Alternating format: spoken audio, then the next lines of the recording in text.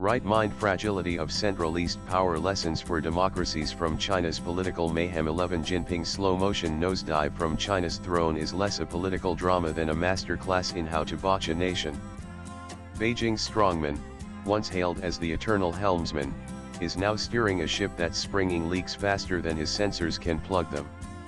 Economic wobbles, public grumbling, and a leadership drunk on its own myth expose the rot of hyper-centralist rule. But this isn't just China's circus. Democracies, with their messy debates and fragile guardrails, can stumble into the same traps if they're not vigilant. Picture a cautionary tale, served with a smirk and a shiver, as we unpack why China's mess is a 900-word warning for every democracy to keep its house in order.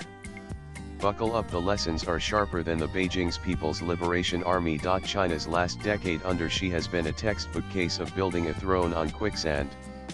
He didn't just seize power, he vacuumed it up, scrapping term limits, turning anti-corruption drives into rival purges, and cloaking himself in a personality cult so palpable it makes North Korea's propaganda look like a shy adolescent.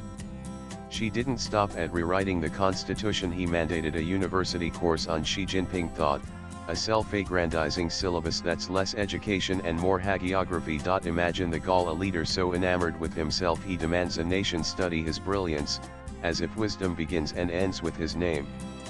The economy, meanwhile, is a shimmering mirage, state-fueled projects and a property bubble ready to pop now.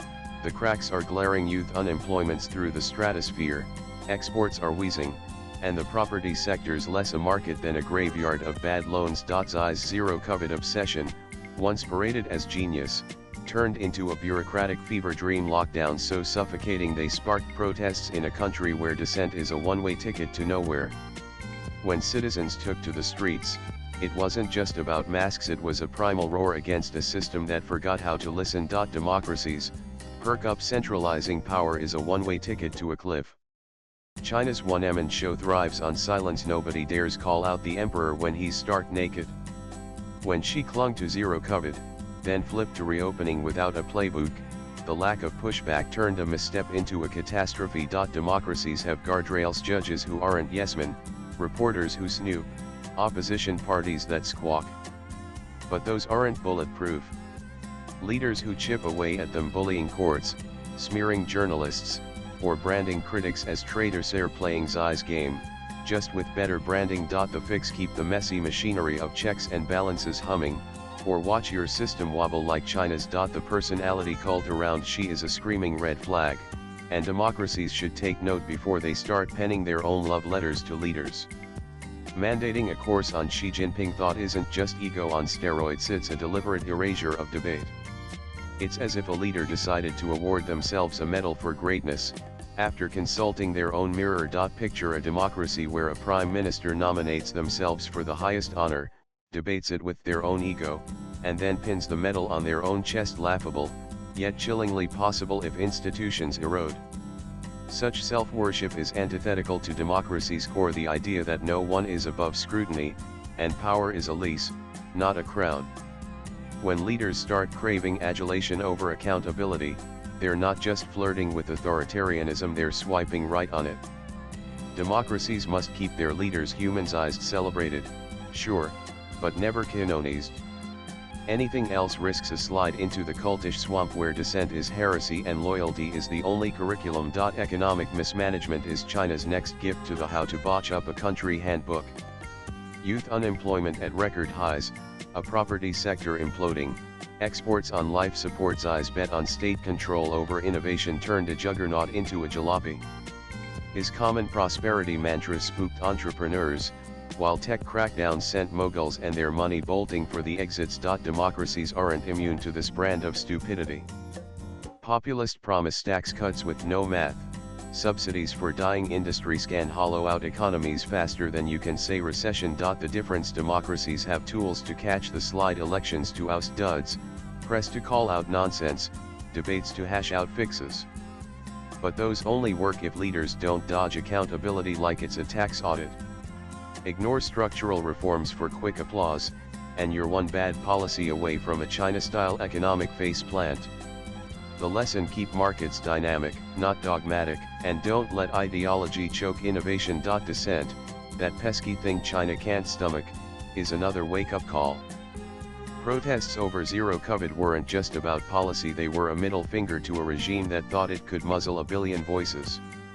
Even in a surveillance dystopia, people found ways to vent cryptic online posts, street chants, sheer defiance.